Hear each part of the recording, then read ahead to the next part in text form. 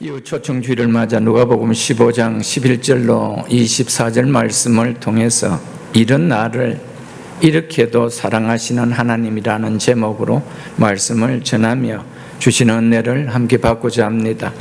우리가 함께 읽은 말씀은 예수님께서 비유로 어느 가정의 일을 들어 우리를 향하신 하나님의 마음을 전해주고 있는 말씀입니다.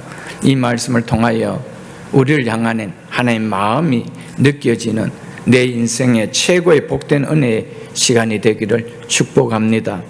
유대 땅 어느 지역에 어느 부자 가정에 두 아들이 있었는데 어느 날 둘째 아들이 아버지께 드릴 말씀이 있다라며 아버지가 계신 방으로 와서 아버지, 장래 자기에게 주어질 재산 상속을 저에게 미리 줄 수는 없겠느냐라며 요구를 했습니다.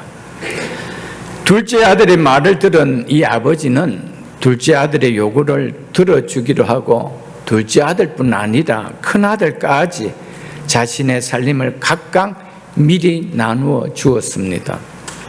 아버지가 한평생 일궈 놓은 재산의 상속은 아버지가 임종이 임박할 때 행해지는 것이 당시 팔레스타인 지역의 일반적인 관습입니다.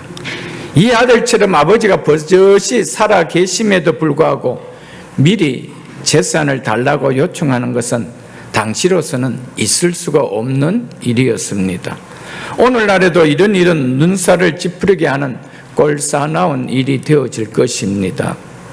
아버지가 버젓이 살아 계심에도 아버지께 미리 재산을 상속해 달라고 요구하는 것은 아버지가 돌아가셨다면 좋겠지만 아버지가 돌아가시지 않았으므로 저도 더 이상 기다릴 수가 없습니다 라고 말하는 것과 같은 내용입니다. 한마디로 아버지께서 빨리 세상을 떠났으면 좋겠습니다 라고 말하는 것과 같습니다. 이런 폐륜 자식의 요구를 거절하고 벌을 주지 않은 아버지가 놀랍다라는 것입니다. 아버지는 자비로워서 두 아들 모두에게 재산을 요구대로 나누어 주었습니다. 아마도 거절할 수 없을 만큼 그 아들이 끈질기게 요구를 했기 때문에 주어진 것으로 보여집니다.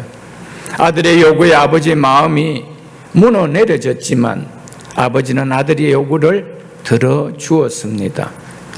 아버지의 걱정과 두려움은 성급하게 행동한 이 아들이 이 모든 재산을 가지고 나가서 다 탕진하고 고생할 것이라는 생각 때문에 그것이 걱정되고 두려웠습니다. 아버지가 걱정하고 두려웠던 일이 아들에게 현실이 되어버렸습니다. 이 내용이 오늘 우리가 읽은 본문인 누가복음 15장 11절로 마지막까지의 내용입니다. 상속 재산은 아버지가 죽을 때 받는 것이기 때문에 아버지가 살아 계시는 동안은 아버지의 재산일 뿐입니다. 자식 소유의 재산은 현실로서는 아직 아무것도 없습니다. 이 같은 사실을 다 무시하고 무조건 아버지께 찾아와 내 것을 미리 달라고 요구하는 것이 아버지께 대해서 얼마나 아버지를 무시하는 행동입니까? 이것은 아버지를 무시하는 아주 나쁜 못된 짓입니다. 이 모습이 바로 인간이 하나님 앞에 보이는 모습인 것을 이 비유를 통해서 예수님은 우리에게 말씀해 주고 있는 것입니다. 이런 못된 모습이 이 인간들의 모습이라는 것입니다. 하나님께서 창조하신 이 땅에 사는 인간에게는 사실 그 어느 것도 이 당자처럼 내 것이라고 주장할 것이 아무것도 없습니다. 우리는 하나님께서 창조하신 이 세상에서 하나님께서 생명을 주셨기에 그리고 살아갈 수 있는 환경과 자원들을 주셨기에 살아갈 수 있는 것뿐입니다. 우리가 무엇 하나 만들어서 이것은 내 것이라고 하면서 살아갈 수 있는 자는 아무도 없다는 것입니다. 하나님께서 이 세상을 창조하셨기에 우리가 살아가는 것 중에 하나라도 하나님 것이 아닌 것이 있습니까? 우리에게서 나온 것이라고 할 수 있는 것이 무엇 하나가 있습니까? 다 하나님께서 주신 것을 우리가 활용하고 살아가는 것밖에 아니라는 것입니다. 그 중에 생명이라는 것이 있습니다. 생명이 여러분과 저의 것입니까? 그래서 생명의 주인은 내입니까? 내 것이기에 내가 하루라도 더 생명을 누리고 싶다면 생명을 누려질 수가 있습니까? 생명을 주관할 권한이 내게 있습니까? 그렇지 않다면 생명의 주인은 내 것이 아닙니다. 생명의 주인이 내 것이 아니라는 이 말입니다. 시간은 어떻습니까? 시간은 내 것입니까? 그래서 내가 원하면은 1시간, 2시간이라도 더 내 마음대로 늘릴 수가 있고 줄일 수도 있는 것입니까? 그렇지 않다는 것입니다. 시간도 내 것이 아니고 생명도 내 것이 아니고 건강도 내 것이 아닙니다.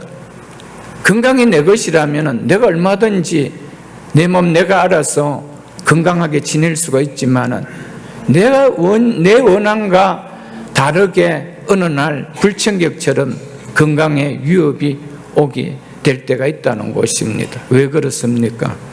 건강이 내 것이 아니기 때문에 그렇습니다.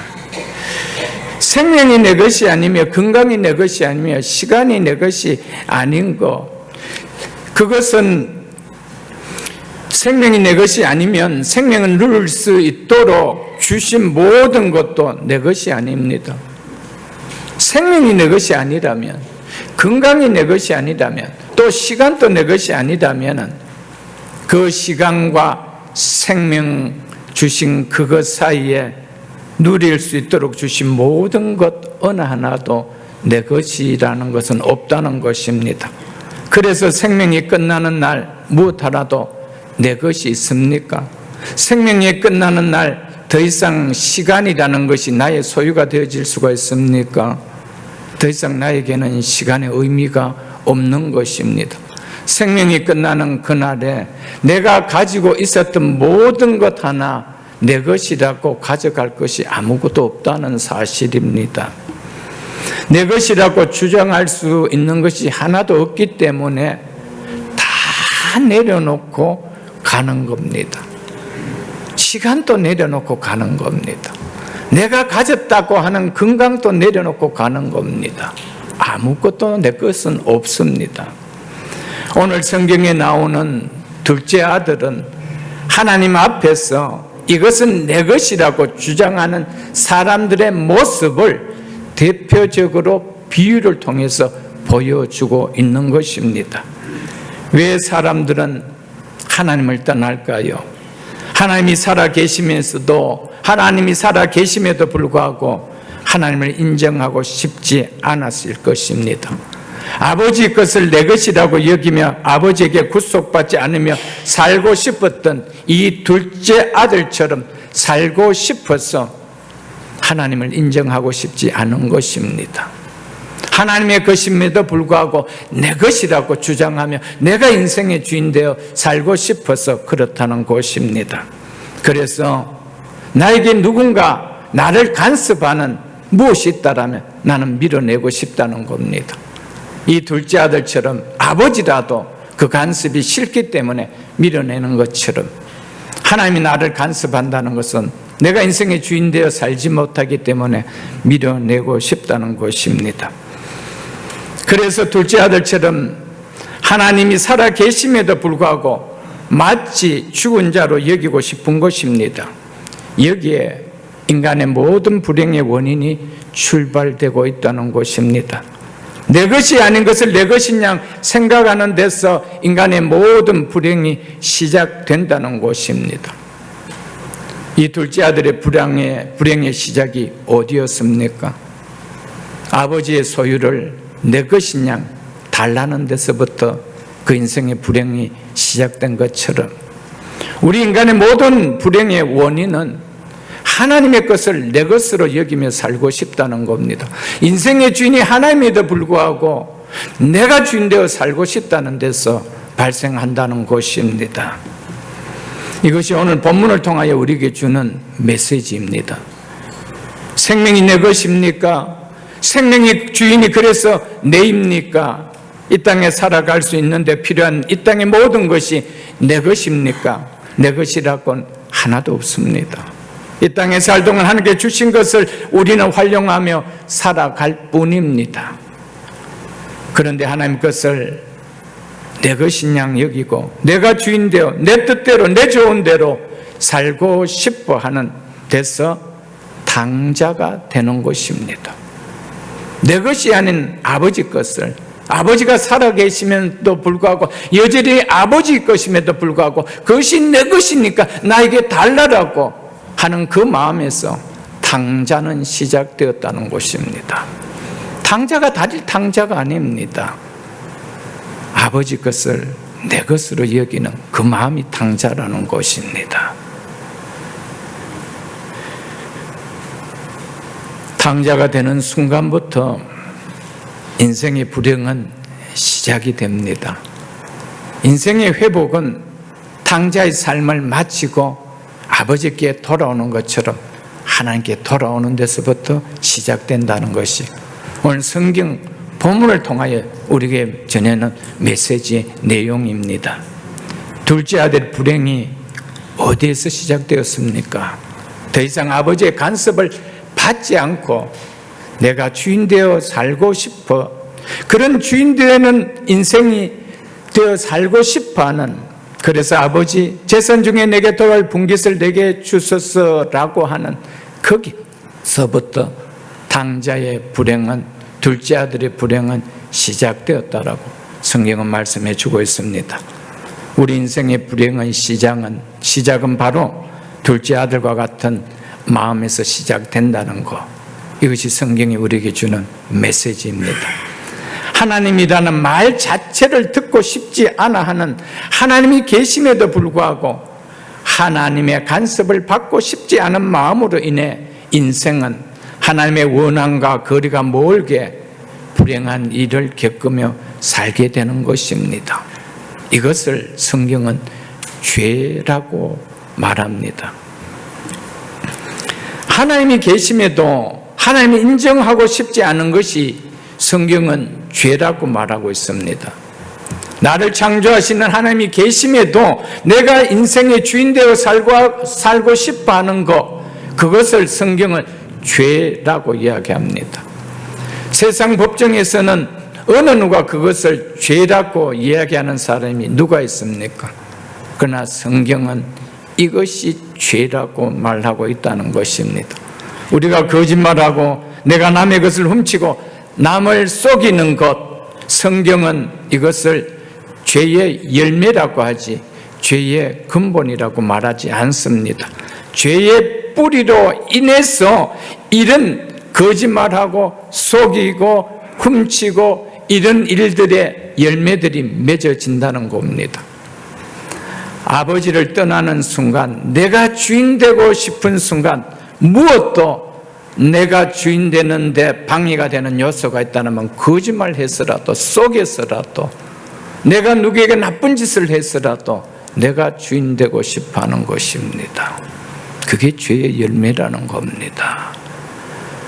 우리는 하나님을 떠나는 순간 이런 세상의 법정에서 이야기하는 죄의 열매들은 안에 맺어지며 살아갈 수가 없습니다. 왜요? 죄의 근본인 하나님을 떠났기 때문에, 뿌리가 죄의 뿌리를 두고 있기 때문에 생명을 건지는 것이 아니고 사망을 건지는 죄의 열매를 맺을 수밖에 없다라는 것이 성경에 가르쳐주는 메시지입니다. 둘째 아들이 상속받은 재산을 가지고 이제 아버지가 없는 자기 인생을 살고자 먼 나라로 간 그 인생의 결과가 뭐라고 말하고 있습니까? 거기서 허랑방탕하여 그 재산을 낭비하더니 다 없앴다는 거, 이거 아닙니까? 한마디로 허비한 인생의 시간뿐이었다. 허비한 인생의 삶뿐이었다. 이것 말해주고 있습니다. 아버지를 떠나면 인생의 행복이 보장될 것이다 여기며 장밋빛 꿈을 안고 아버지를 떠났는데 그 아들의 결과가 무엇이었습니까? 자신의 생각같이 인생의 행복이 누려진 인생이 되었습니까? 그와 반대의 인생 되지 않았습니까? 성경은 절대적으로 진리를 우리에게 말씀해 주고 있습니다. 하나님을 떠나 내가 인생의 주인 되어 사는 삶의 결과는 허비하는 삶, 허비하는 인생이라는 것을 말씀해 주고 있습니다. 불행을 자초하는 낭비하는 인생이라는 것을 성경은 말씀해 주고 있습니다. 이것은 하나님을 믿지 않는 세상 사람만의 말씀이 아닙니다. 교회를 다니기에 하나님 믿는다고 하는 교인들 가운데서도 하나님과 관계에서 벗어나 세상과 관계하며 살아가는 사람들에게 찾아오는 이 결과도 마찬가지라는 것입니다. 하나님 말씀에 관심 두기보다 하나님 믿는다라고 하지만 여전히 자기가 주인 되어 살고자 하는 사람들에게 찾아오는 삶의 결과는 둘째 아들과 같은 것이라는 것을 성경은 우리에게 말씀해 주고 있습니다. 하나님 주신 생명임에도 생명의 주인이 마치 자신인 양 자신만을 위해 살아가는 사람들이 교회 안에도 많이 있습니다. 세상 사람들만 그래 사는 것이 아닙니다.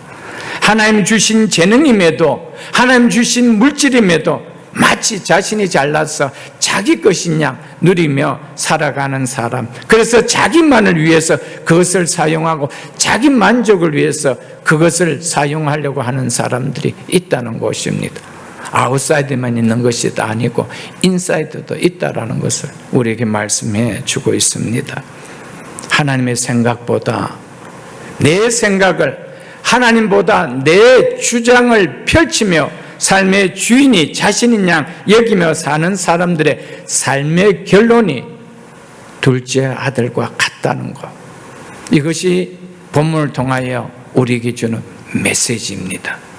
후회만 남는 낭비하는 삶이요 잃어버린 허비한 인생뿐이라는 것, 진리 되시는 성경이 우리에게 말해주는 말씀입니다. 이 사실을 잊지 않기를 주 이름 축복합니다. 그래서 시편 127편 1절로 2절에 보면 이렇게 말씀하고 있습니다. 여호와께서 집을 세우지 아니하시면 세우는 자의 수고가 헛되며 여호와께서 성을 지키지 아니하시면 파수꾼의 깨어있음이 헛되도다라고 하고 있습니다. 하나님을 배제한 내가 인생의 주인이 되어서 내가 가정을 세우려고 하고 내가 인생의 주인이 되어서 내가 하는 내 사업을 내가 일으켜 세우려고 할 때는 그 수고가 헛되다라고 성경은 분명하게 말씀하고 있습니다. 그래서 2절에 너희가 일찍 일어나고 늦게 누우며 수고의 떡을 먹음이 헛되도다라고 하고 있습니다. 하나님을 배제한 인생의 주인이 내가 되어 살 때는 그 한평생의 수고의 떡이 헛된 삶이었다라는 당자와 같은 둘째 아들과 같은 삶의 결론을 맺을 수밖에 없다라는 것이 절대 불변의 진리인 성경이 우리에게 전해주는 메시지라는 사실입니다. 그러므로 여호와께서 그의 사랑하는 자에게 잠을 주시는 도다, 평안을 주신다 이 말입니다. 아무리 가져도 수면제를 먹지 않으면 잠을 못 자는 사람들이 있습니다. 마음에 근심이 많아서 가졌는데 평안이 없어서. 왜 그럴까요? 자기가 인생의 주인 되어 살고자 하니까 자기 만족에 채워지는 것이 없는 거예요. 그래서 평안이 없는 거예요. 그러나 하나님이 주인 되어 살 때는 내가 내 인생을 세우는 것이 아니라 하나님이 세워주시기 때문에 우리 속에 누려지는 평안은 다르다는 것입니다. 예레미야 2장 13절에도 이렇게 말씀하고 있습니다. 우리 스크린에 보면 나와 있죠. 내 백성이 두 가지 악을 행하였나니 곧 그들이 생수의 근원 대신 나를 버린 것과 스스로 웅덩이를 판 것인데 그것은 그 물을 가두지 못할 터진 웅덩이더라. 하나님을 떠난 백성, 생명의 근원 되신 하나님을 떠날 때 우리의 삶은 뭐냐? 터진 웅덩이를 붙들고 물을 채우며 살려고 한다는 겁니다. 물을 부어봐야 빠져나가는 터진 웅덩이. 그러니까 결국 그 수고는 헛된 수고밖에 아니라는 겁니다. 우리는 인생의 주인이 아닙니다. 당자는 자기가 주인이 아닙니다. 아버지가 계시는데 자기가 주인 되고 싶어서 아버지 빨리 세상 떠나세요 라고 하며 자기가 주인 되어 살아갔을 때, 그러면 인생이 행복할 것이라고 여겼는데, 그러면 자기는 멋진 인생의 집을 세우며 한평생 살 거라고 생각했는데, 생각과 다르게 그에게 온 것은 바로 낭비한 인생, 허비한 인생밖에 아니라는 것을 오늘 본문이 우리에게 말씀해 주고 있음을 기담아 마음에 담을 수 있기를 주 이름으로 축복합니다. 하나님을 믿지 않는 사람들 중에 인생을 허비하지 않고 잘 사는 사람들이 많지 않느냐라고 반문하시는 분도 계실 줄 압니다. 물론 믿는 사람들보다 부와 권세와 명예를 누리며 사시는 분들이 많이 계십니다. 그러나 인생의 주인 되신 하나님이 보실 때 하나님을 떠난 인생은 한평생 터진 웅덩이를 붙들고 사는 허비한 삶, 허비한 인생뿐이라는 것입니다. 내 하나 가져갈 것이 없는 그것을 위하여 한평생 몸을 올인하며 살아간 것밖에 없습니다. 그 많은 것을 가졌지만 한 톨에 단 $1라도 내 것이라고 가져가는 인생이 있느냐는 거예요. 그런데 하나님의 백성은 가져가는 것이 너무 많대요. 그래서 우리를 보고 너희 부활을 하늘에 쌓아두라는 거예요. 거기는 해와 동록이 끼치지 않는다는 겁니다. 우리는 빈손으로 왔다 빈손으로 가는 인생이 이 땅의 인생이라고 할지 모르겠지만, 하나님의 백성은 빈손으로 왔다가 충만한 것으로 가져가는 것이 하나님의 백성입니다. 그래서 너희 부활을 하늘에 쌓아두라는 거예요. 우리는 그곳에서 우리가 누릴 수 있는, 말로 다 할 수 없는 풍성한 것들을 누리며 살아간다라는 것입니다. 아무리 이 땅에 7, 80 육신적으로 누구보다도 잘 산 것 같은 사람이라 사람같이 보여도 하나님을 떠난 인생의 결과는 영원한 생명과 무관한 사망을 당하는 불행한 삶, 영원한 생명을 붙들지 못하는 허비한 삶밖에 아니라는 것을 우리에게 분명하게 말씀해 주고 있습니다. 그래서 14절로 16절에 보면 뭐라고 말씀하고 있습니까? 다 없앤 후 그 나라에 크게 흉년이 들어 그가 비로소 궁핍한지라 라고 하고 있죠. 오늘날로 말하면 극심한 경제 불황이 극도로, 그래서 실업률이 높아 생계를 위해 일자리도 찾을 수가 없을 정도로 어려운 상황이었다는 겁니다. 돈도 다 떨어졌습니다. 곁에 있었던 친구들도 다 떠나고 아무도 없습니다. 그러니 손 벌릴 데도 없습니다. 오고 갈 데가 없는 것입니다. 그래서 이어지는 15절로 16절에 보면 하는 수 없이 돼지가 먹는 주염 열매라도 먹으며 허기진 배를 채우고자 돼지 치는 곳으로 일하러 갔다라고 하고 있습니다. 하지만 돼지가 먹는 주염 열매로도 허기진 배를 채울 수 있게 해주는 주인이 아무도 없다라고 말씀하고 있습니다. 이것은 하나님을 떠난 인간은 결국 인생의 모든 것을 다 잃어버리는 허무와 절망 상태를 맞게 된다는 것을 하나님께서 말씀해 주고 있는 것입니다. 온 천하가를 다 가졌다 할지라도 생명을 잃으면 그것이 네게 무슨 유익이냐고 우리 주님께서 말씀했습니다. 마지막에 생명을 잃어버리는 우리의 인생의 삶이라면 내가 천하를 다 얻었다 한들 그게 무슨 유익이 있겠느냐는 거예요. 생명이 없는 모든 것, 생명을 떠나는 날 나에게는 아무것도 아닙니다. 다른 사람들에게는 시간이 있어 살아가지만 생명을 떼다는 사람에게는 더 이상 시간이 존재하고 있지 않습니다, 여러분들. 영원한 생명을 누리지 못하는 한평생의 삶, 누린 것 같고 잡은 것 같고 얻은 것 같지만은 육신의 생명을 떠난 날 아무것도 가지지 못한 허비한 인생을 살았다는 것을 우리에게 말해주고 있다는 것입니다. 왜 둘째 아들이 이렇게 비참한 지경에 이르게 되었습니까? 첫째는 아버지 집을 떠났기 때문이며, 둘째는 아버지를 떠나는 곳에서 돈도 떨어지고 흉년이라는 어려운 상황을 만났음에도 불구하고 아버지께로 돌아오지 않고 여전히 그대로 그곳에 머물러 있었기 때문이라는 것입니다. 오늘 또 많은 사람들이 이런 상황 속에서, 이 둘째 아들과 같은 상황 속에서 돌아올 생각을 하지 않고 여전히 거기에 발을 묶고 주염 열매를 먹으며 살아가려고 하고 있다는 것입니다. 어려운 환경과 상황을 만나면 그것이 하나님께로 돌아오라는 사인인 줄 알고 돌아와 살아야 하는데, 인생의 메마름과 답답함이 느껴짐에도 불구하고 돌아오지 않는다는 겁니다. 계속 내 힘으로 이겨보려고 그 자리에 머물고 있다는 겁니다. 하나님께로 돌아오기 전까지 어떤 누구에게도 참 평안이 없습니다. 하나님을 등진 인생은 결국 삶에 만족이 없습니다. 인생에 참 즐거움이 없습니다. 그래서 인위적인 평안을 누려보려고 취미 활동도 하고 동창도 만나고 레저도 하고 여행도 하고 그러는 겁니다. 참 평안이 있습니까? 참 즐거움이 있습니까? 인생에 참 만족이 있습니까? 누구보다도 좋은 집에 좋은 가구를 두고 사는데 평안이 없습니다. 좋은 침대는 가지고 있는데 참 평안을 누리는 잠은 없다는 것입니다. 누구보다도 많이 가졌는데도 삶의 만족은 누려지지 않는다는 겁니다. 누구보다도 많이 배우고 외모도 뛰어난데 기쁨은 없다는 것입니다. 나는 한 여성이 가질 수 있는 모든 것을 다 가졌지만 나는 나의 일생에 단 한 번도 행복한 적이 없다는 이 말은 유명한 누군가 한 말입니다.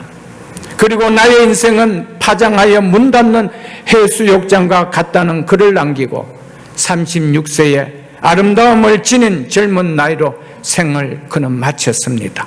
이 사람이 바로 20세기 최고의 여배우라 불려지는 마닐리 몬로가 한 말이었습니다. 세상에 누구보다도 아름다운 미모를 가졌고 부를 가졌고 명예도 가졌고 사람의 사랑을 한 몸에 받았지만 한 번도 참 평안을 자기는 가져본 적이 없다라고 말했습니다. 삶에 참 만족을 누려보지 못했습니다. 인생에 참 기쁨을 가져보지 못했습니다.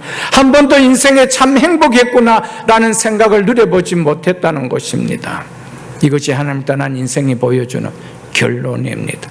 그래서 안 그런데 그런 것처럼 보이려고 그냥 외모를 꾸미는 겁니다.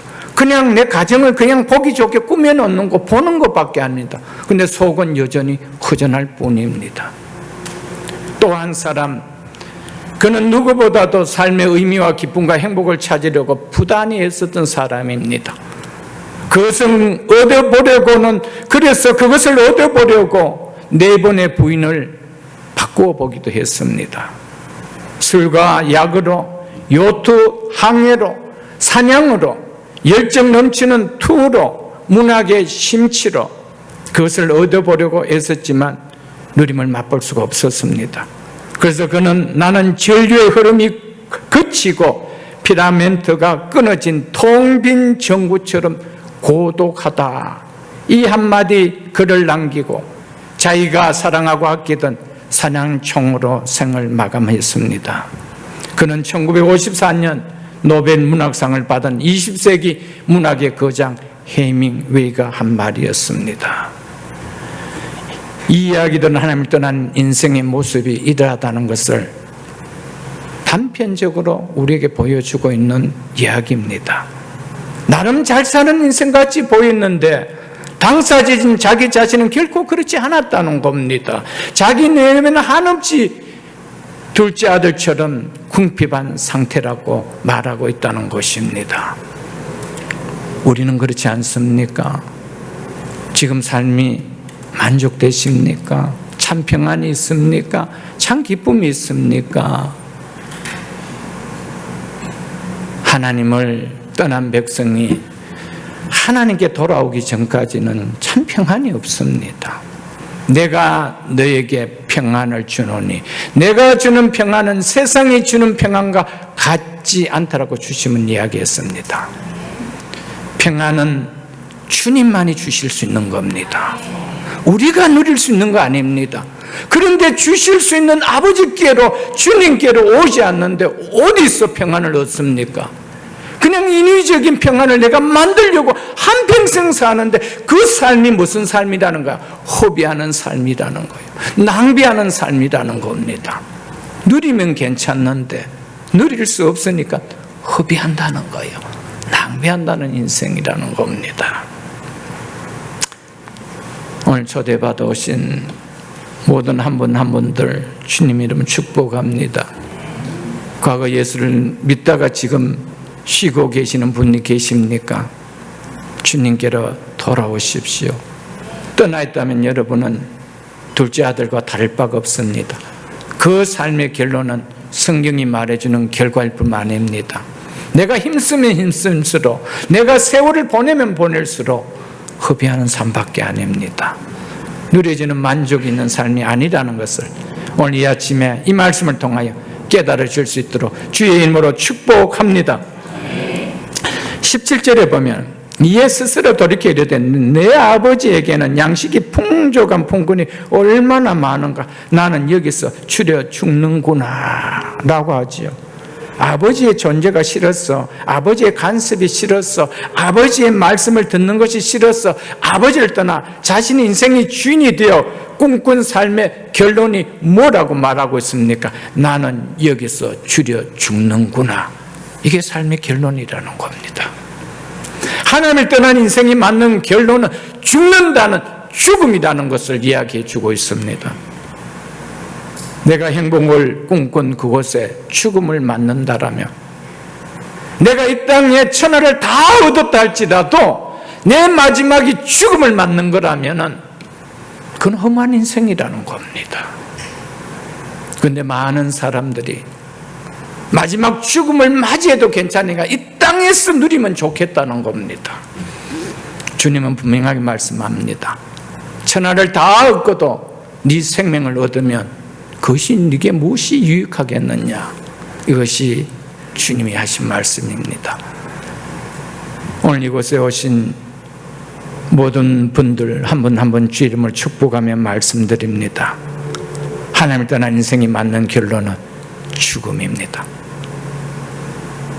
그래서 오늘 24절 결론에 보면 뭐라고 이야기하느냐 하면은 이 아들은 죽었다가 다시 살아난 아들이라고 합니다.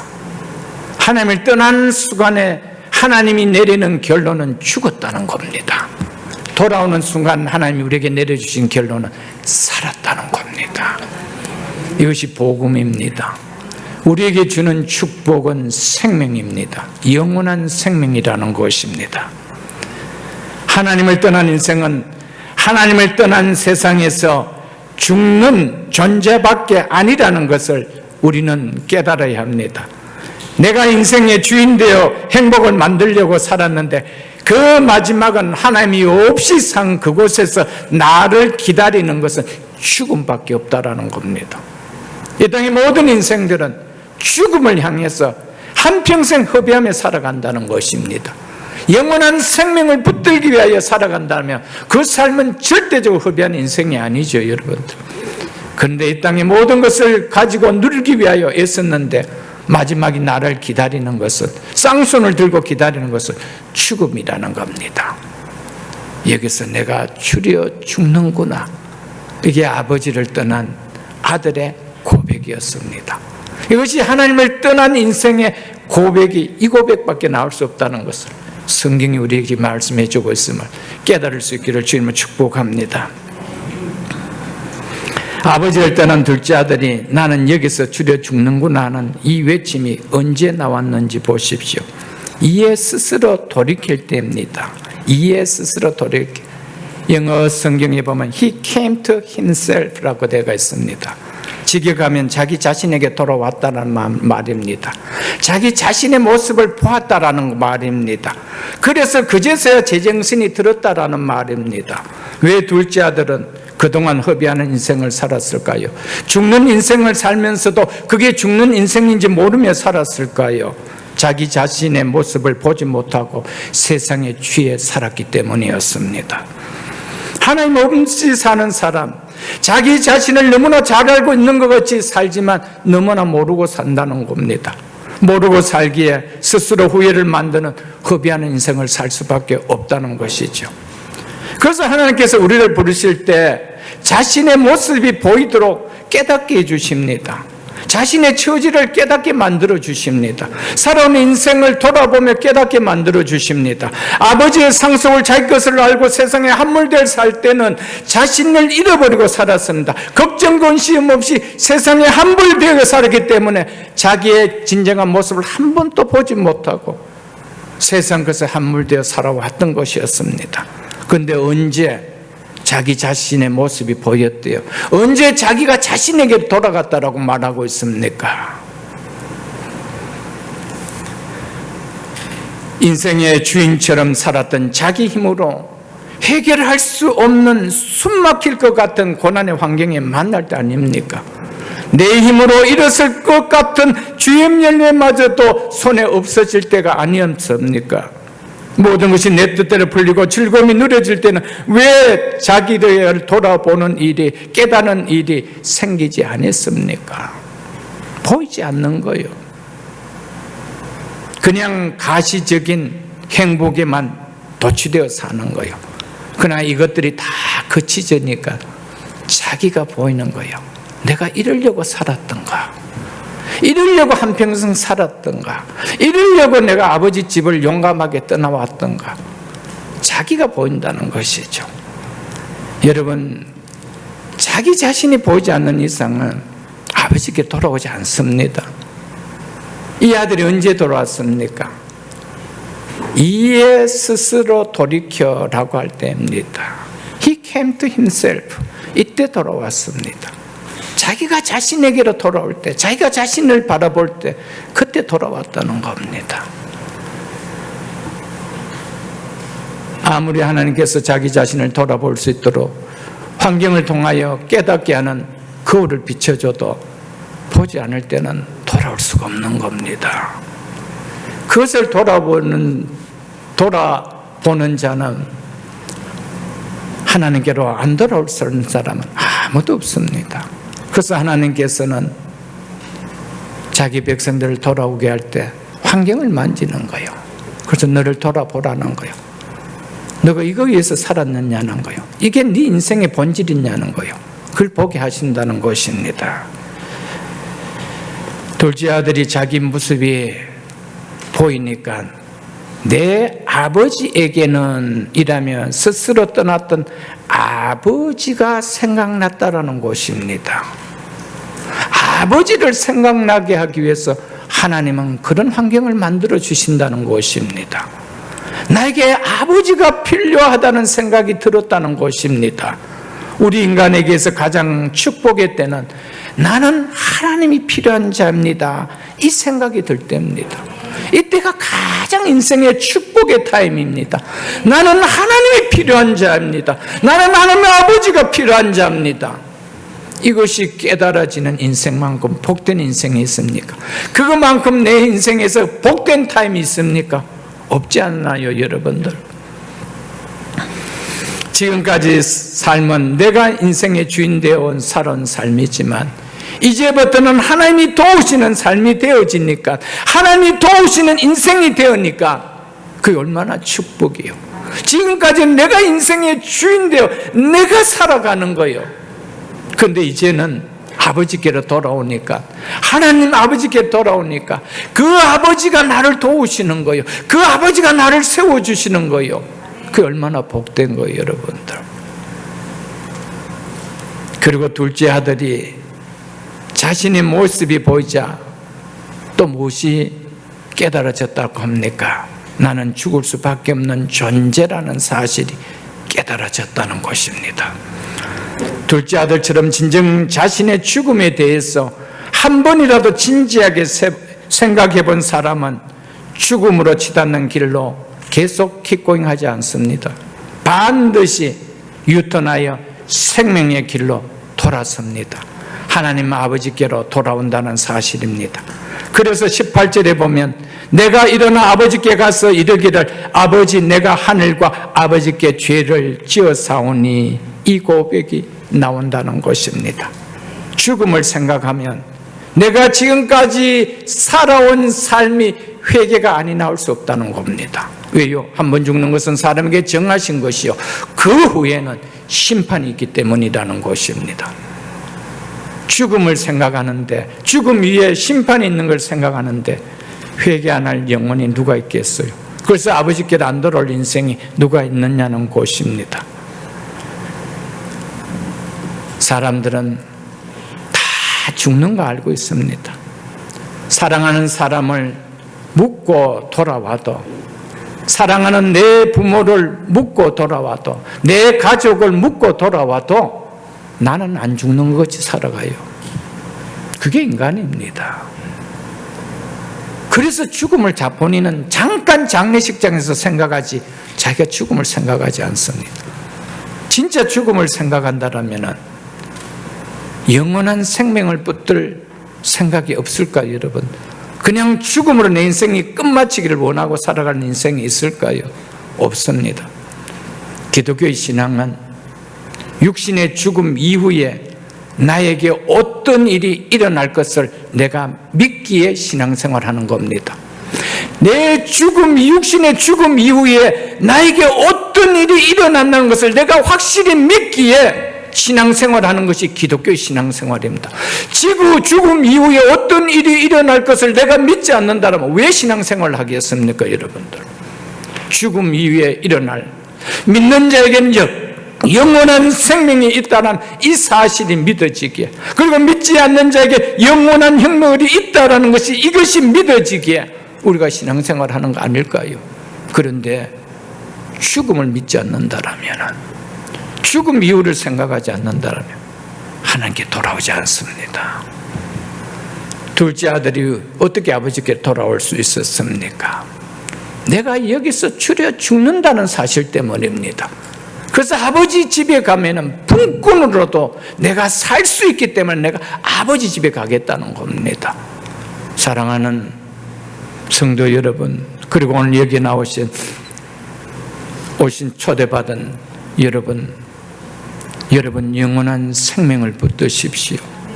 이 땅에서 죽음이 마지막이라는 이 탄식의 소리로 인생을 끝내지 말고, 내 죽음이 정해져가 있는 것이 확실하다라면 죽음이 없는 아버지 집으로 가야 된다는 사실입니다. 오늘 이것이 우리에게 보여주는 메시지입니다. 그러면서 둘째 아들은 아버지께 가서 뭐라고 하고 있습니까? 지금부터는 아버지의 아들의 일컬음을 감당하지 못하겠나이다.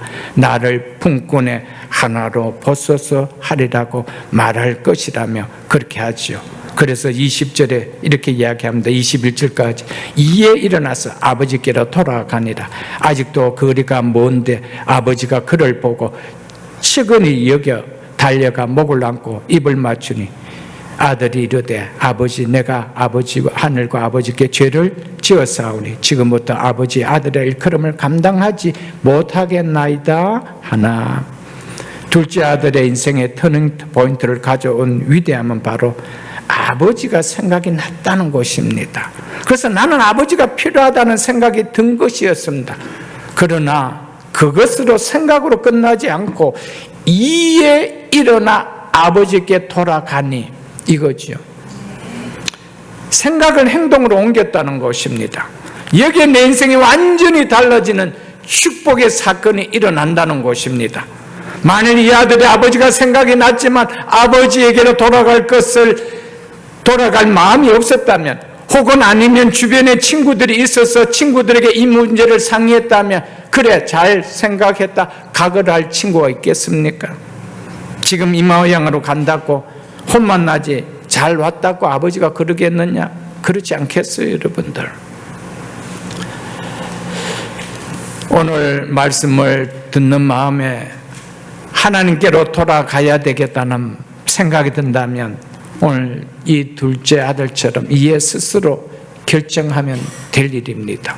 내가 어떤 교회 갔는데 어떤 친구에게 내 가도 좋을까? 그건 물을 필요가 없습니다. 누가 그래 잘 가라 할 사람들이 없습니다. 주변에 의논할 필요도 없습니다. 지금 부르심에 지금 부르심이 화답해야 될 때입니다. 그래서 오늘이 구원 베푸는 날이라고 성경 우리에게 말씀해 주고 있습니다. 둘째 아들은 아버지 집에 가야 된다는 생각에 그치지 않았습니다. 이에 일어나 아버지께로 갔다는 겁니다. 갈 때 생명의 역사가 일어난다. 갈 때 축복의 역사가 일어난다. 갈 때 허비된 인생, 낭비된 삶은 종결되어진 겁니다. 이제는 하나님이 도우시는, 아버지가 도우시는, 세우심을 받는 축복의 은혜가 있다라는 것입니다. 오늘 오신 분만 아니다. 이 공동체에서 함께 신앙생활하고 있는 성도들 가운데 여전히 하나님을 믿으면서도 인생의 주인은 내가 살아가는 분들이 계십니까? 한 번도 하나님을 의탁하고 하나님 말씀에 순종하며 살려 하지 아니하고 그것은 다 불편하게 여기고 내가 인생의 주인 되어 여전히 교회당은 출입은 하고 있지만은 삶은 둘째 아들같이 살고 있다라면 돌아오십시오. 말씀의 자리로 돌아오십시오. 아버지와 관계를 맺는 자리에 돌아오십시오. 더 이상 여러분의 삶 속에 허비하는 인생의 것은 오늘로서 종결되어질 것입니다. 둘째 아들이 돌아오는 그 순간 허비하는 인생, 낭비하는 삶은 종결되었습니다. 아버지가 부어주는 축복의 은혜 가운데 살았음을 기억할 수 있기를 주의 이름 축복합니다. 아버지는 어떻게 아직도 먼 거리에 있는 거지가 된 모습으로 오고 있는 사람이 아들인 것을 알았을까요? 아들이 나간 후로 아버지가 매일 밖으로 나가 돌아올 아들을 기다리며 먼 거리를 주시하고 있었기 때문이었습니다. 어떤 모습으로 올 것이라는 것을 생각하고 있었기 때문이었습니다. 혹 동네 사람들이 아버지를 떠난 폐륜 자식인 것을 먼저 알아보고 매라도 두면 어떨까? 그런 일이 일어나지 않도록 아버지는 한시도 눈을 떼지 않고 아들이 오는 길을 바라보고 있었습니다. 그래서 먼 곳에 흐름한 옷을 입고 있었는데 그것이 아들인 줄 알고 달려갔던 것이었습니다. 이것이 죄인을 찾으시는 하나님의 모습인 것을 우리에게 말씀해 주고 있습니다. 하나님을 떠난 죄인이 하나님께로 돌아올 때 이처럼 오기만을 기다리고 계시는, 너무나 기뻐 달려 끌어안아 주신다는 사실을 알고 달려오고 그 아버지 품에 안길 수 있기를 주의 이름 축복합니다. 아버지 품에 안기는 것만치 우리 인생에게 복된 인생은 없습니다. 우리가 어디에 안기는 게 진정한 복일까요? 하나님의 품입니다. 영원한 생명 대신 그분의 품, 천국의 주인 되시는 그분의 품에 안기는 것이 가장 복된 인생이라는 사실입니다. 하나님께서는 하나님을 떠나 살아가는 우리가 돌아오기만을 이 아버지가 둘째 아들을 기다리는 모습과 같다는 것입니다. 하나님을 믿는다고 하지만 여전히 내가 인생의 주인 되어 살아가는, 우리가 말씀을 듣고 사는 삶으로 돌아오기를 하나님이 이렇게 기다리고 계신다는 사실을 우리는 또한 알아야 됩니다. 교회는 나오지만은 아버지 말씀을 듣고 있지 않다라면, 하나님 말씀을 듣고 있지 않다라면, 듣는 순종을 하기가 어렵다라면 하나님 말씀을 듣는 자리로 속히 돌아와서 그 아버지 품에 안길 수 있기를 주님 축복합니다. 이런 하나님의 마음을 헤아리지 못했기 때문에 내가 주인되어 내 소견대로 사는 것이 아버지 마음을 얼마나 아프게 하는 것인 줄도 모르고 둘째 아들처럼 살아가는 것이죠. 아버지 품에 진정으로 안길 때 아버지의 사랑은 둘째 아들은 느낀 것이었습니다. 그 아들이 또 떠나갔을까요? 아버지 또 나에게 재산을 주옵소서 하고 또 청계에서 떠나갔을까요? 그런 일은 없습니다. 왜요? 아버지의 사랑과 은혜가 얼마나 크다는 것을 그가 가슴에 안기면서 깨달았기 때문입니다. 우리가 교회를 다니지만 아무리 교회를 오래 다녔다 하더라도 아버지의 사랑과 아버지의 은혜를 아버지 품에 안기는 체험을 내가 하지 못했다라면 여전히 내가 인생의 주인 되어 살고 싶어 합니다. 우리가 인생의 주인 되고 내려놓고 싶은 은혜가 어디서 옵니까? 아버지의 사랑에 녹아지는 거예요. 이 아버지의 은혜가 녹아지기에 더 이상 인생의 주인 되고 사는 것이 의미가 없다는 것이 와닿는다는 것입니다. 혹 오늘 초청을 받고 이 자리에 나오신 분들 가운데 이 둘째 아들처럼 힘든 환경 속에 계시는 분이 계신다면 하나님 여전히 이런 모습으로 우리를 사랑하고 계심을 잊지 마십시오. 아버지를 떠난 둘째 아들이 돌아오기를 아버지는 떠난 아들이 돌아왔기에 아버지가 용서한 것 절대 아닙니다. 아버지는 이미 용서해 놓고 기다리고 계셨습니다. 그래서 돌아온 아들에게 너 왜 아버지를 떠났어? 그 떠나서 살았던 삶이 좋더냐라고 한마디도 묻지 않았습니다. 아버지 집을 떠나는 순간 이 아버지는 이 아들을 이미 용서했습니다. 그래서 돌아오기를 기다리고 있었습니다. 돌아왔기 때문에 용서한 거 아니었습니다.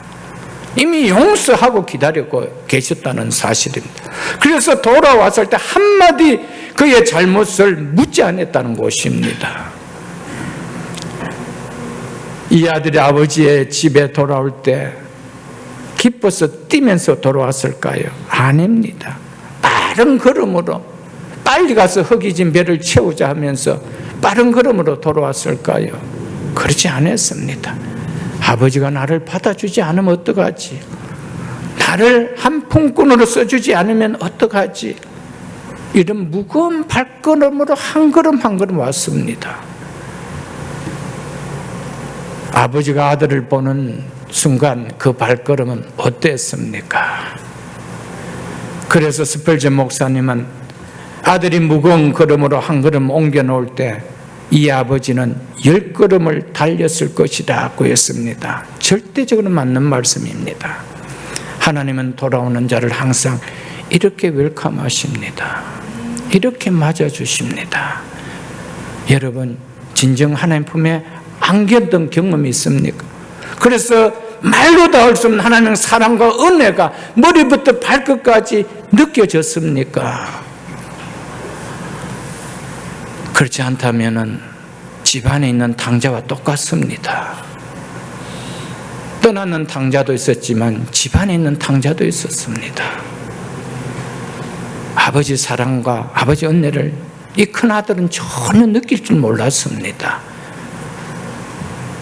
사랑하는 성도 여러분, 교회 다니는 횟수를 이야기하지 마십시오. 내가 아버지 품에 안겨서 그 아버지의 사랑을 내가 느껴본 지 않냐는 거예요. 아버지 은혜를 내가 느껴본 지 않냐는 거예요. 그 자는 두 번 다시 아버지 집을 떠날 일이 없습니다. 절대 없습니다. 있을 수가 없습니다. 그러나 아버지의 품에 안겨서 아버지의 사랑과 은혜를 내 가슴으로 느껴보지 않은 사람은 언제든지 나는 또 인생의 주인 되어 살고 싶어 뛰쳐나갈 때가 있다는 것입니다. 그래서 교회 안에 얼마나 들쑥날쑥하는 성도들이 많습니까? 믿다가 또 안 믿다가 나갔다가 또 돌아왔다가 또 나가는 사람들 얼마나 많습니까? 왜요? 둘째 아들처럼 하나님의 사랑을 한 번도 느껴보지를 못했어요. 내가 얼마나 죄인인데 이런 죄인을 품꾼으로라도 써주면 좋겠다는데 아버지는 나를 아들이라고 하는 거예요. 그 사랑을 느낀 거예요. 그 은혜를 느낀 거예요. 오늘 이 은혜가 있기를 주의 이름으로 축복합니다. 둘째 아들이 집을 나가는 순간 아버지는 둘째 아들이 돌아오라고 외쳤습니다. 아들아 속히 돌아와야 된다라고 외쳤습니다. 인생 낭비하지 말고 아버지께로 돌아와야 한다라고 외쳤습니다. 다만 둘째가 못 들은 척하고 신나게 나갔을 뿐입니다. 먼 나라에 가서 살 동안 아버지의 이 외침이 수없이 이 아들의 귓전에 들렸을 것입니다. 그러면 그럴수록 애써 외면하려고 세상에 더욱 함몰되어 살려고 애썼을 것입니다. 때로는 타향살이에서 외로움을 느낄 때는 이 아버지의 음성이 더욱 선명하게 들렸을 것입니다. 몸이 아프고 삶이 고달플 때는 더욱더욱 그 아버지의 소리가 크게 들렸을 것입니다. 그런데 이 음성은 모든 것을 탕진하고 겨우 힘을 내어 잃어보려고 힘썼지만 그것마저 허락되지 않을 때 분명하게 그 심령을 강타했다는 것입니다. 혹 이런 분이 계시면 늦추지 마십시오. 수없이 돌아오라고, 주께로 돌아오라고, 아버지 집으로 돌아오라고. 너는 떠나서 세상에서 사는 인생이 아니라 아버지 품에 안겨서 살아야 될 인생이라고 수없이 외쳤을 것입니다. 오늘 이 소리가 선명하게 들릴 수 있기를 주 이름으로 축복합니다. 돌아오십시오. 오셔야 됩니다. 그래야 삽니다. 여러분이 살아야 여러분의 가정이 살 수가 있습니다. 여러분이 살아야 여러분 후대가 살 수가 있다는 것입니다. 이것이 성경이 전하는 메시지입니다. 22절로 24절에 이렇게 말씀을 맺고 있습니다. 아버지는 종들에게 이르되 제일 좋은 옷을 내어다가 입히고 손에 가락지를 끼우고 발에 신을 신기라. 그리고 살찐 송아지를 끌어다가 잡으라. 우리가 먹고 즐기자. 이는 내 아들은 죽었다가 다시 살아나시며 내가 잃었다가 다시 얻었노라 하니 그들이 즐거워하더라. 이처럼 아버지는 배륜을 저진 아들에게 벌을 내리는 대신 아버지는 귀한을 축하하는 잔치를 베풀었습니다. 아버지는 재산을 탕진해버린 아들의 어리석음을 이미 다 잊어버렸습니다. 이제 중요한 것은 허랑방탕한 삶으로 허비해버린 상속 재산이나 옛 생활이 아니었습니다. 잃어버린 아들을 찾은 기쁨이었다는 것이었습니다. 둘째 아들이 돌아오자 아버지는 그 아들의 죄와 허물을 대해서 한마디 언급하지 않았습니다. 아들이 아버지께 내가 하늘과 아버지께 죄를 지었사오니 지금부터 아버지의 아들이라 일컬음을 감당치 못하겠나이다라고 죄를 고백했는데 아버지는 전혀 아들의 이 고백에 신경도 쓰지 않고 어떤 대꾸도 하지 않고 그냥 환대해 주었습니다. 이런 아들을 대하는 아버지의 모습은 하나님을 떠난 살아온 죄인들을 향한 하나님의 자비의 기다림과 용서하시는 사랑을 보여주고 있는 그림입니다. 즉 하나님을 떠났던 죄인이 하나님을 떠난 죄의 길에서 돌이키기를 하나님께서는 언제나 기다리고 계시며 돌아올 때는 지난 허물을 기억지도 않고 묻지도 않으신다는 사실입니다. 그냥 영접해 주신다는 것입니다. 이처럼 하나님은 죄인이 회개하고 하나님께로 돌아오면 그 죄를 다시 기억하지 않으시는 자비로우신 분이십니다. 죄에 대해 신경도 안 쓰고 언급도 안 한다는 것입니다. 이미 그 죄에 대해서 내가 다 용서했기 때문이라는 것입니다. 이처럼 하나님을 떠난 삶이 하나님 앞에 회개해야 할 죄인임을 깨닫고 회개하며 돌아온 사람에게는 다시는 하나님을 떠난 지난날의 죄에 대해서 묻지 않으시고 하나님의 가족으로 영접해 주신다는 사실입니다. 죄는 반드시 죄값을 치러야 하는 것이 하나님이 정해놓은 법입니다. 그래서 죄의 값은 사망이라고 하셨습니다. 하나님이 하신 말씀 그대로 죄의 값은 반드시 치러야 하는 것입니다. 그러나 회개하고 하나님께 돌아올 때는 죄값을 따로 치를 필요가 없다는 겁니다.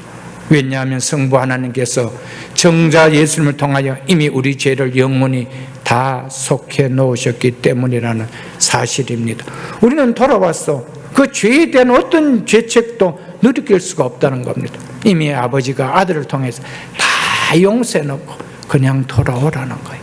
그냥 돌아와서 내 품에 안겨라는 겁니다. 아버지는 돌아온 아들에게 한마디의 질책도 내리지 않고 종을 시켜서 제일 좋은 옷을 내어다가 입히고 손에 가락지를 끼우고 발에 신을 신겨 주어라고 명했습니다. 고대에서 옷은 신분을 나타내 주는 것입니다. 그러므로 제일 좋은 옷을 입혔다는 것은 존귀한 아들로 높여주는 행위입니다. 이렇게 아들을 높여줬다는 겁니다. 그리고 반지를 끼워줬다는 것은 누구의 가문의 자식임을 나타내는 표시입니다. 이것은 둘째 아들이 아버지의 존귀한 귀한 소유임을 말해주고 있습니다. 너는 내 아들이야. 너는 누구의 가문의 아들이야 라고 반지를 끼워준 것이었습니다. 그리고 신을 신겨주었다는 것은 너는 더 이상 종이 아니라는 겁니다. 종은 신을 신지 않습니다. 그러나 아들은 신을 씻습니다. 너는 주인이요 주인의 아들이라고 신발을 신겨 주었다는 사실입니다. 그뿐입니까? 아버지는 재산을 탕진하고 돌아온 이 아들을 위하여 자신의 귀한 재산인 살찐 송아지를 잡아 즐거운 잔치를 베풀어 주었다는 것입니다. 이처럼 하나님 떠난 삶을 회개하고 하나님께 돌아오기만 하면 하나님께서 말할 수 없는 풍성한 신령한 복으로 충만하게 그 인생에게 내려준다는 것이 오늘 본문의 결론을 내리면서 우리에게 주시는 말씀입니다. 하나님 죄를 온전히 사해 주시고 자녀된 의의 옷을 입혀주시며 영원한 생명과 하늘의 기업을 상속받는 자녀로 삼아 주십니다. 그리고 이 축복이 변경될 수 없는 것 없도록 손가락에 반지를 끼워주는 것처럼 성령께서 우리에게 인을쳐 주신다는 사실입니다. 하나님은 비록 하나님의 것을 내 것으로 여기고 내가 인생의 주인되어 한평생 살아왔음에도 불구하고 이런 나를 이렇게 사랑하시기에 이 놀라운 은혜를 주신다는 겁니다. 아버지가 아들을 사랑하지 않다라면 그 아들을 어떻게 받아주겠어요? 사랑하기 때문입니다. 하나님은 여러분을 사랑하기 때문에 받아주시는 겁니다. 죄를 묻지 않습니다. 허물을 묻지 않습니다. 이 하나님이 얼마나 좋으십니까? 이것을 우리에게 말씀해 주고 있습니다. 24절에 이 내 아들은 죽었다가 다시 살아났으며 내가 잃었다가 다시 얻었노라 하니 그들이 즐거워하더라. 하나님 당신을 떠나는 것을 뭐라고 이야기합니까? 죽은 것이라고 하죠. 하나님께 돌아온 것을 다시 살아난 것이라고 말씀하고 있습니다. 이것이 성경이 전하는 진리입니다. 그래서 성경은 하나님을 떠난 죄를 회개하고 하나님께 돌아오기 전까지 하나님의 생명에서 떠난 자이기 때문에 영적으로 죽은 상태라고 이야기합니다. 그래서 그 상태로 육신의 죽음을 맞는다면 영원한 죽음의 형벌을 피할 수가 없다는 겁니다. 죽음의 상태로 죽음을 맞기 때문에 영원한 죽음을 당할 수밖에 없다는 겁니다. 허물과 죄로 죽었던 우리를 주님께로 돌아왔을 때, 아버지께로 돌아왔을 때 아버지는 우리를 살려주셨다라고 말씀하고 있습니다. 우리 인생은 하나님이 계심에도 하나님을 인정하지 아니하고 자기가 인생의 주인 되어 살고 싶어하는 이 죄의 결과로 불행을 겪으며 사는 것입니다. 그 가운데 피할 수 없는 가장 큰 불행은 죽음입니다. 하나님을 떠난 죄의 가장 큰 불행은 죽음이라는 것입니다. 다른 불행들은 혹 사람에 따라 느껴지는 차이가 있을지 모르지만 죽음은 누구에나 차이가 없습니다. 동일한 형벌을 당하는 죽음을 맞게 되는 것입니다. 그러나 하나님께 돌아온 모든 자에게 하나님의 은혜로 죽었다가 다시 살아난 영원한 하나님의 생명에 가지는 하나님의 자녀로 삼아 주신다는 것입니다. 이 놀라운 하나님 아버지의 은혜를 체험한 둘째 아들같이 우리의 남은 인생의 삶 속에서 이 하나님의 은혜와 사랑을 체험하며 살아갈 수 있기를 원합니다. 말씀을 맺겠습니다.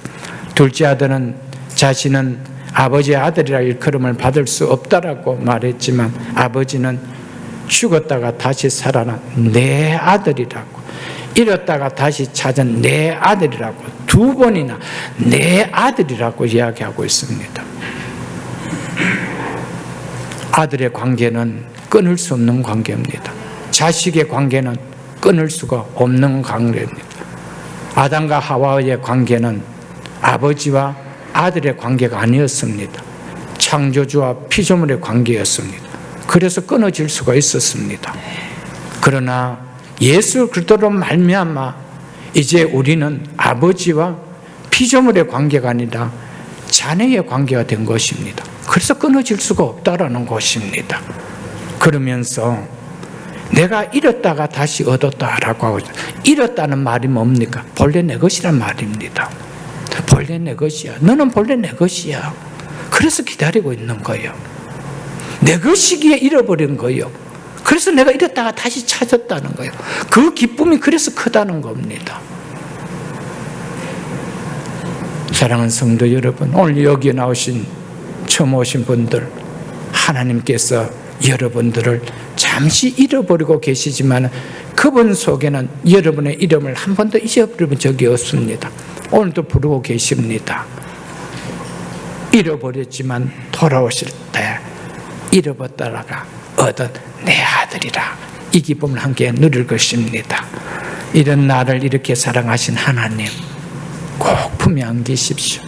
그리고 오늘 전도했던 분들처럼 나도 남은 인생 속에서 이 은혜를 모르고 사는 사람에게 전도하는 인생으로 바뀔 수 있기를 주의 이름으로 축복합니다.